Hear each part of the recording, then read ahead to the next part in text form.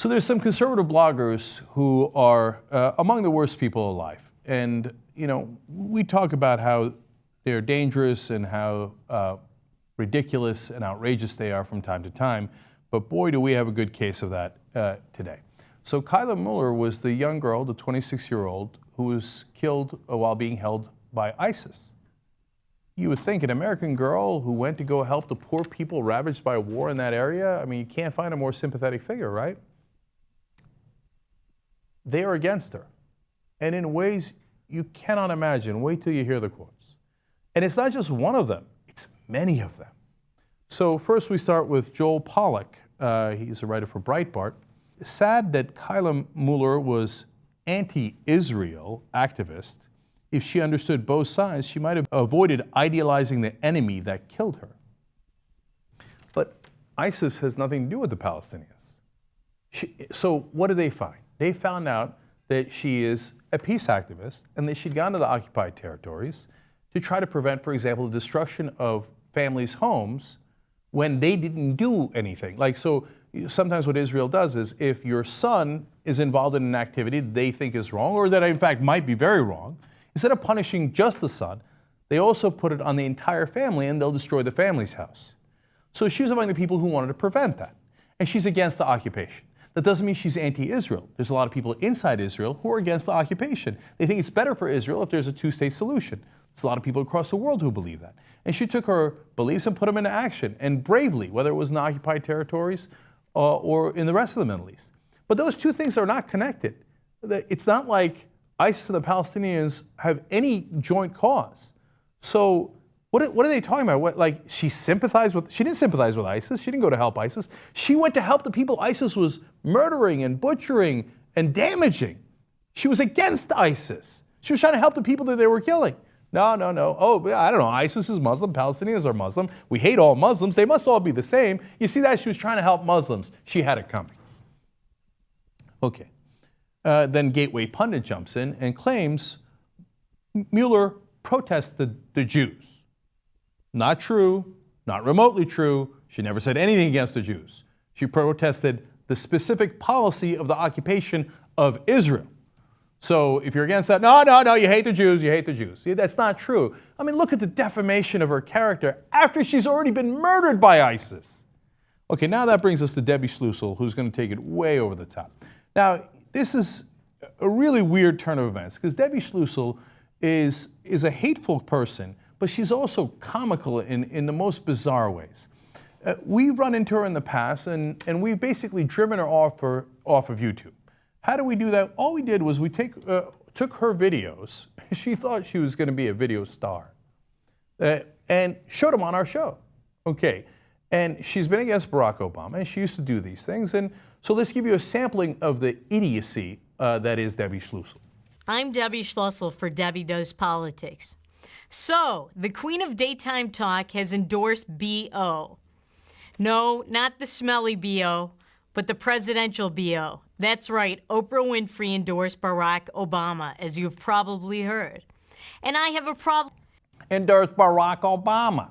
No, not that kind of B.O. So back when she was saying stupid things that were just fun, we had a good time with that. And of course, she looks and acts just like Debbie Downer, which we'll get to in a second. And we started saying Debbie Schlussel, schwang, wang, wang. There's a whole history of videos that explains why. Part of the reason she stopped making videos is because once we showed them, it was obvious how horrible she was. And the other reason is because almost every comment now on our YouTube page is schwang, wang, wang. So to give you a sense of how poorly the videos were put together, let's see if we can tell if she dubbed certain parts. While we're all regulated to a lousy $2,300 per presidential candidate. Sure, I can't really afford to pay $2,300 to any presidential candidate of my choice. Jesus, man, put some effort into it. Okay. Although, to be fair, she was on national television before. We have that as well. Let me tell you Mickey specials today. We've got steak and eggs served with some home fries and Mickey waffles. Woo! I love me some steak and eggs. Ever since they found mad cow disease in the U.S., I'm not taking any chances. It can live in your body for years before it ravages your brain. Debbie Schlussel, schwang, wang, wang. Okay, those were the good old days when we were having fun. Now, here's what Debbie Schlussel has to say about Kayla Mueller. This is the headline of her piece. Kayla Mueller, dead ISIS hostage, was Jew-hating, anti-Israel bitch. Okay, that's an unbelievable title. The article itself does not get any better. Here are some quotes. No tears for the newly departed Kayla Mueller, the ISIS hostage whose parents confirmed today that she is dead. No tears, no sympathy whatsoever. She goes on to say, Mueller was a Jew-hating, anti-Israel piece of crap who worked with Hamas and helped Palestinians harass Israeli soldiers and block them from doing their job of keeping Islamic terrorists out of Israel. Of course, she did not work with Hamas. That's totally made up, totally defamatory. And she was not trying to stop Israeli soldiers from carrying out their job of stopping Islamic terrorists. She was, as I explained, part of the people who said, hey, don't knock down the entire family's home. How outrageous. She says, I have no sympathy for any of these American, in name only, hostages of ISIS. And my attitude when I hear they've been snuffed out is, so sad, too bad. She's mocking her. Now look, I'm not in the camp of if someone's passed away, you can't say anything bad about them. I don't believe that. I think that, you know, their record stands for itself, and so I'm not overly sensitive about the issue at all, okay? But here's a 26-year-old girl who just got murdered by ISIS. And the only reason she was in the area is because she's trying to help like refugees and the people who have been absolutely obliterated by war. I mean, you can't find a more decent person. She didn't kill anybody. She didn't, I mean, you take this person and then to say this stuff about her, how bad a human being do you have to be? And she's not even done. She says, when people ask me what I think of Kayla Mueller, I'll say, I think she's incinerated. Bye-bye, Kayla. Have fun with your 72 Yasser Arafats. There's no bottom, man. There's no bottom to that barrel. These are some of the worst people on earth. Right, so then here comes Charles Johnson. He's another conservative blogger. And he's going to talk about the Chapel Hill shooting, the shooting that just happened in North Carolina. 3 Muslims killed, right? Dental student helping the homeless, upstanding member of the community. Everybody's distraught. Not Charles Johnson. No, they were Muslim. They had it coming. He says, we're against the killing of anyone. Still, some of the views of the Chapel Hill shooting victims are repugnant and needed to be called out.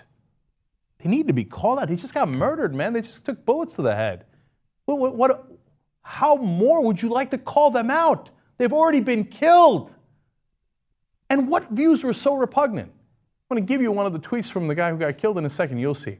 It turns out they were in favor of a Palestinian land. That describes an overwhelming majority of the Earth's population. And by the way, the official American position is a 2-state solution. Yeah, they need to be called out. You say this after they just got killed. These guys, they have no heart. They have no humanity.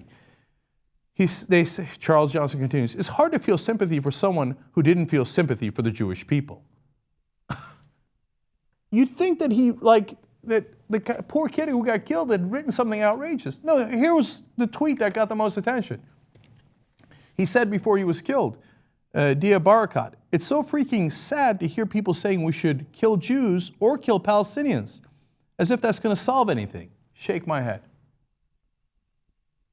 This is the outrageous guy who needed to be called out more for his position of not wanting to kill Jews or Palestinians? According to these guys, it appears that if you do not agree with every position of the right-wing Israeli government, well, you kind of had murder coming to you. Bye-bye, as Debbie Schlussel says.